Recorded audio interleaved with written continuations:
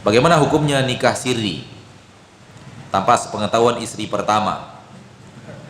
Dan apakah suami berdosa karena istri pertama baru tahu setelah suami meninggal?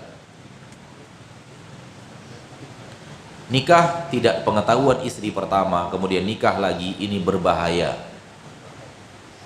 Apa? Berbahaya. Di antara bahayanya adalah tadi yang ditanyakan. Suami meninggal padahal dia punya 2 istri.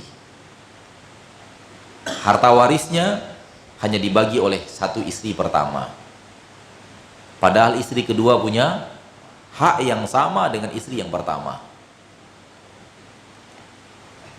Kemudian kalau di istri yang kedua yang siri itu punya anak, hak anak ini sama dengan hak anak istri pertama. Di sini bahaya terjadi.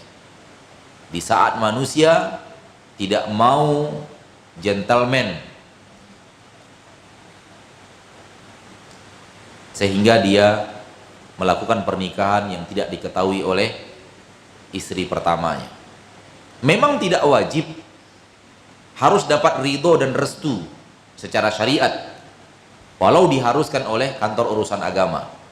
Namun secara syariat tidak wajib. Harus syarat nikah dengan istri kedua secara agama tidak wajib harus restu istri pertama. Walau disyaratkan oleh apa? Oleh KUA, tapi itu bukan syarat dari agama, syarat dari KUA. Namun bukan berarti kalau agama kita tidak mensyaratkan itu artinya agama kita nyuruh diam-diam. Bukan begitu memahaminya. Ya, agama kita menyuruh kita berlaku adil. Kalau seandainya punya 2 istri, berlaku adil. Di antara makna berlaku adil adalah jumlah nginapnya malamnya sama. Kalau tidak, maka kita tidak berlaku adil kepada istri-istri kita. Kalau nginap di istri pertama 3 malam, harus 3 malam di istri kedua. Kalau seminggu, harus seminggu di sini. Karena mereka berdua memiliki hak yang sama. Lalu bagaimana caranya diam-diam? Coba, bagaimana cara menerapkan hukum adil ini kalau kemudian diam-diam istri pertama tidak tahu? Saya nggak bisa membuat sebuah rekayasa kehidupan di mana lelaki bisa berlaku adil dalam hal ini, khusus dalam hal ini kalau dia nikah diam-diam. Kecuali wallahu alam kalau dia punya rutin keberangkatan ke luar kota yang memang sejumlah istirahatnya. Kerja misalnya di Jakarta 5 hari, libur 5 hari. Jakarta 5 hari, libur 5 hari. Ini mungkin satu-satunya yang bisa membuat dia berlaku adil. Tapi kalau tidak, sulit. Maka jangan nikah siri.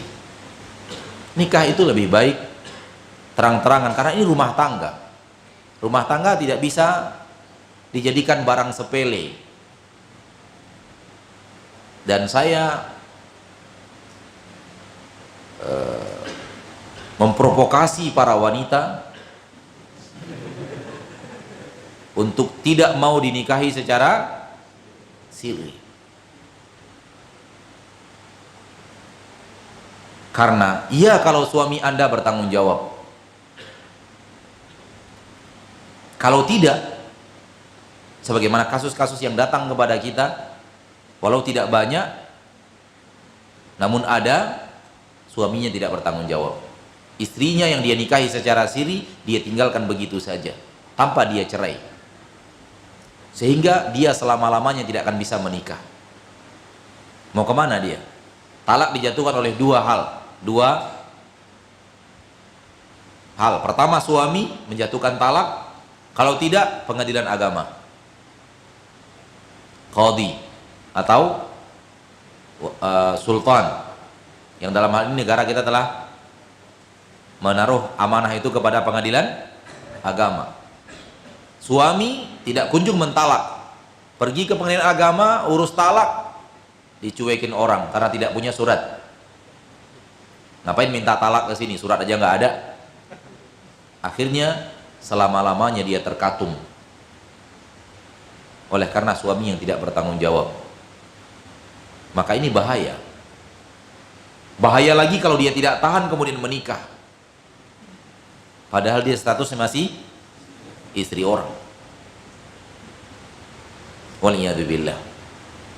Maka saya memprovokasi para wanita, jangan mau dinikahi secara sirri, diam-diam. Karena boleh jadi nasib Anda menjadi seperti nasib yang wanita yang kita ceritakan. Dan sampai saat ini saya sudah capek bertanya ke sana dan kemari, belum ada yang berani menjawab. Para ahli ilmu yang kita temui mengatakan Allahu a'lam, tak tahu. Allahu a'lam, saya nggak tahu. Allahu a'lam, saya nggak tahu. Kalau ahli ilmu yang kita temui saja Allahu a'lam, apalagi kita akan menjawabnya Allahu a'lam, nggak tahu solusinya bagaimana. Memang sah nikah. Sah nikah, ada wali yang tidak dibuat-buat, ada akad nikah ada, tanpa surat, sah.